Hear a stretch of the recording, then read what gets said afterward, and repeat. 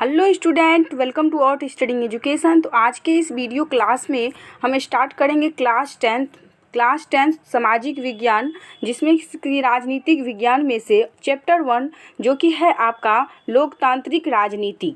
आपका लोकतांत्रिक राजनीतिक है पॉलिटिकल साइंस, ठीक है। सामाजिक विज्ञान में से पॉलिटिकल साइंस है क्लास 10 का, ठीक है, क्लास 10 का। तो यहाँ पे हम क्लास 10 का चैप्टर 1 का इम्पोर्टेंट ऑब्जेक्टिव क्वेश्चन देखेंगे। और इम्पोर्टेंट ऑब्जेक्टिव क्वेश्चन जिस चैप्टर का हम देखेंगे लोकतांत्रिक राजनीति है, ठीक है। तो चलिए स्टार्ट करते हैं। ये आपके लिए बहुत ही हेल्पफुल है। हमने चैप्टर वाइज आपको सारे ऑब्जेक्टिव क्वेश्चन बता दिए हैं, जैसे कि हिस्ट्री का और ज्योग्राफी का, इतिहास और भूगोल का, सारे चैप्टर का इम्पोर्टेंट ऑब्जेक्टिव क्वेश्चन आप लोगों को बता दिए हैं। अगर आपने अभी तक नहीं देखा है तो आपको प्लेलिस्ट में मिल जाएगा, या आप इस वीडियो के डिस्क्रिप्शन में आप जाके देख सकते हैं, ठीक है। तो चलिए स्टार्ट करते हैं। आई होप कि आप लोगों को कोचिंग पे आपका फर्स्ट चैप्टर खत्म हो चुका होगा। तो चलिए स्टार्ट करते हैं और देखते हैं कि आपका इम्पोर्टेंट ऑब्जेक्टिव क्वेश्चन क्या है, ठीक है। तो आपका फर्स्ट क्वेश्चन है, सामाजिक विभाजनों को संभालने के संदर्भ में इनमें से कौन सा कथन लोकतांत्रिक व्यवस्था पर लागू नहीं होता है।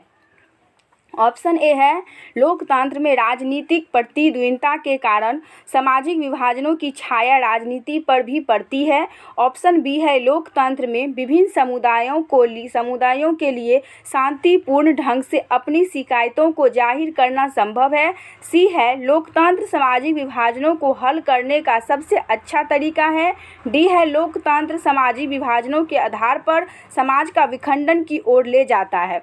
तो जल्दी से आप लोग फर्स्ट का राइट आंसर कमेंट कर सकते हैं, या आप 2-3 सेकेंड वीडियो को पॉज करें, उसके बाद आप अपने मन में राइट आंसर सोचें और उसके बाद आप बताइए कि इसका राइट आंसर क्या हो जाएगा, ताकि आपको पता चल सके कि आपको फर्स्ट चैप्टर में से, पॉलिटिकल साइंस के फर्स्ट चैप्टर में से कितना क्वेश्चन आपको याद है, ठीक है। तो चलिए हम देखते हैं फर्स्ट का राइट आंसर।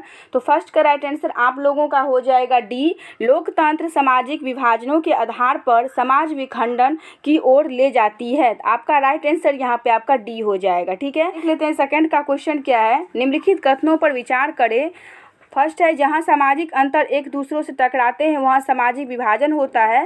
सेकंड है, यह संभव है कि एक व्यक्ति की कई पहचान है। थर्ड है, सिर्फ भारत जैसे बड़े देशों में सामाजिक विभाजन होते हैं। इन कथनों में से कौन सा कथन सही नहीं है। तो सेकंड का राइट आंसर आप लोगों का बी हो जाएगा, फर्स्ट और दूसरा, ठीक है। चलिए फर्स्ट और सेकंड आपका राइट आंसर हो जाएगा, सेकंड का बी आपका राइट आंसर हो जाएगा। चलिए चलते हैं थर्ड क्वेश्चन पे। निम्नलिखित व्यक्तियों में कौन लोकतंत्र में रंग भेद की विरोधी नहीं थे। ऑप्शन ए है किंग मार्टिन लूथर, बी है महात्मा गांधी, सी है ओलंपिक धावक टॉमी स्मिथ एवं जॉन कार्लोस, डी है जेड गूडी। तो जल्दी से आप लोग 3 का राइट आंसर कॉमेंट कर सकते हैं। तो 3 का राइट आंसर आप लोगों का डी हो जाएगा, जेड गूडी, ठीक है। चलिए चलते हैं 4 क्वेश्चन पे। निम्नलिखित का मिलान करें।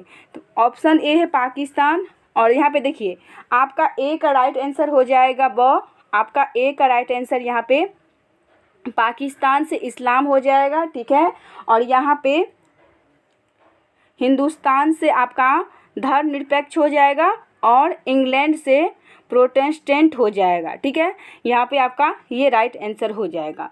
चलिए चलते हैं 5 क्वेश्चन पे। जब हम लैंगिक विभाजन की बात करते हैं तो हमारा अभिप्राय होता है। ऑप्शन ए है स्त्री पुरुष के बीच जैविक अंतर, बी है समाज द्वारा स्त्रियों और पुरुषों की दी हुई असमान भूमिका, और सी है बालक और बालिकाओं की संख्या का अनुपात, ठीक है।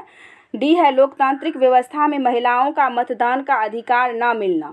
तो जल्दी से आप लोग 5 का राइट आंसर कमेंट कर सकते हैं। तो 5 का राइट आंसर आप लोगों का बी हो जाएगा, समाज द्वारा स्त्रियों और पुरुषों की दी हुई असमान भूमिका, ठीक है।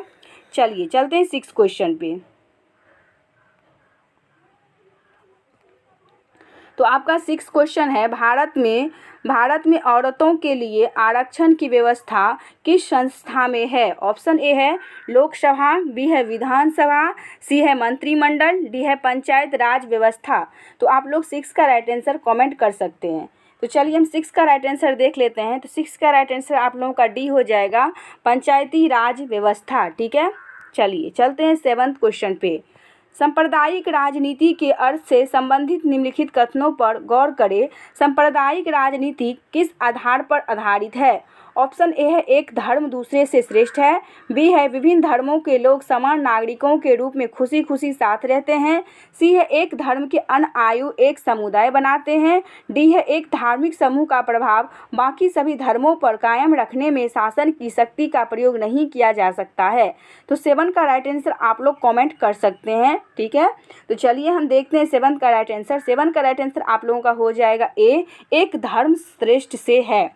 एक धर्म श्रेष्ठ से है। 7 का राइट आंसर आप लोगों का ए हो जाएगा, ठीक है। चलिए चलते हैं 8 क्वेश्चन पे। भारतीय संविधान के बारे में कौन सा कथन गलत है? ऑप्शन ए है यह धर्म के आधार पर भेदभाव का मनाही करता है। ऑप्शन बी है यह एक धर्म को राजकीय धर्म बनाता है। सी है सभी लोगों को कोई भी धर्म मनाने की आज़ादी है। डी है किसी धार्मिक समुदाय में सभी नागरिकों को बराबरी का अधिकार देता है। तो जल्दी से आप लोग 8 का राइट आंसर कमेंट कर सकते हैं। तो 8 का राइट आंसर आप लोगों का बी हो जाएगा, यह एक कर्म को राजकीय धर्म बनाता है, ठीक है। चलिए चलते हैं 9th क्वेश्चन पे। धर्मनिरपेक्षता का क्या अर्थ है? ऑप्शन ए है धर्म से रहित। बी है धार्मिक श्रेष्ठता। सी है सर्वधर्म समभाव। डी है अल्पसंख्यकों का धर्म। तो जल्दी से आप लोग 9 का राइट आंसर कमेंट कर सकते हैं। तो 9 का राइट आंसर आप लोगों का सी हो जाएगा, सर्वधर्म समभाव, ठीक है। तो 9 का राइट आंसर आप लोगों का सी हो जाएगा, ठीक है। चलिए चलते हैं 10 क्वेश्चन पे। भारतीय संविधान के बारे में इनमें से कौन सा कथन सही है? ऑप्शन ए है यह धर्म के आधार पर भेदभाव की मनाही करता है।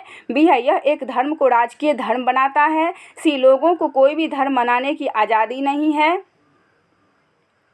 डी है महिलाओं को मतदान के अधिकार का अभाव। तो जल्दी से आप लोग 10 का राइट आंसर कमेंट कर सकते हैं। तो 10 का राइट आंसर आप लोगों का ए हो जाएगा, यह धर्म के आधार पर भेदभाव की मनाही करता है, ठीक है। चलिए चलते हैं 11 क्वेश्चन पे। सांप्रदायिक राजनीति आधारित होती है। ऑप्शन ए है धर्म पर। बी है जाति पर। सी है क्षेत्र पर। डी है इनमें से कोई नहीं। जल्दी से आप लोग 11 का राइट आंसर बता सकते हैं। तो 11 का राइट आंसर आप लोगों का ए हो जाएगा, धर्म पर, ठीक है। चलिए चलते हैं 12 क्वेश्चन पे। लिच्छवी गणतंत्र भारत के किस राज्य में अवस्थित है? ऑप्शन ए है बिहार। बी है राजस्थान। सी है महाराष्ट्र। डी है त्रिपुरा। जल्दी से आप लोग 12 का राइट आंसर कमेंट कर सकते हैं। 12 का राइट आंसर आप लोगों का ए हो जाएगा, बिहार, ठीक है। चलिए चलते हैं 13 क्वेश्चन पे। धर्म को राजनीति से अलग नहीं किया जा सकता, यह किसने कहा था? ऑप्शन ए है महात्मा गांधी। बी है जवाहरलाल नेहरू। सी है जयप्रकाश नारायण। डी है मदन मोहन मालवीय। जल्दी से आप लोग 13 का राइट आंसर कमेंट कर सकते हैं। तो 13 का राइट आंसर आप लोगों का ए हो जाएगा, महात्मा गांधी, ठीक है। चलिए चलते हैं 14 क्वेश्चन पे। कृषि कार्य में महिलाओं की भागीदारी है। ऑप्शन ए है 50%। बी है 40%। सी है 10%। डी है 20%। तो जल्दी से आप लोग कमेंट कर सकते हैं। 14 का राइट आंसर आप लोगों का क्या हो जाएगा? 14 का राइट आंसर आप लोगों का बी हो जाएगा, 40%, ठीक है। तो आई होप कि आप लोगों को ये वीडियो अच्छा लगा होगा और आप सारे क्वेश्चन को अच्छे तरीके से याद कर लिए होंगे।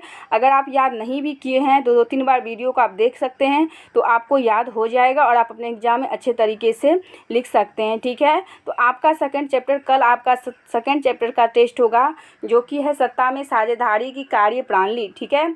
तो आपको होमवर्क दिया जाता है कि आप कल पॉलिटिकल साइंस में से सेकंड चैप्टर सत्ता में साझेदारी की कार्यप्रणाली का अच्छे तरीके से तैयारी करके आए होंगे और अपने आप को टेस्ट करेंगे कि आपका कितना ऑब्जेक्टिव क्वेश्चन सही हो पा रहा है, ठीक है। तो अगर आपको वीडियो अच्छा लगे तो वीडियो को लाइक करें। अगर आप चैनल पे नए आए हैं तो चैनल को सब्सक्राइब करें। Thanks for watching this video.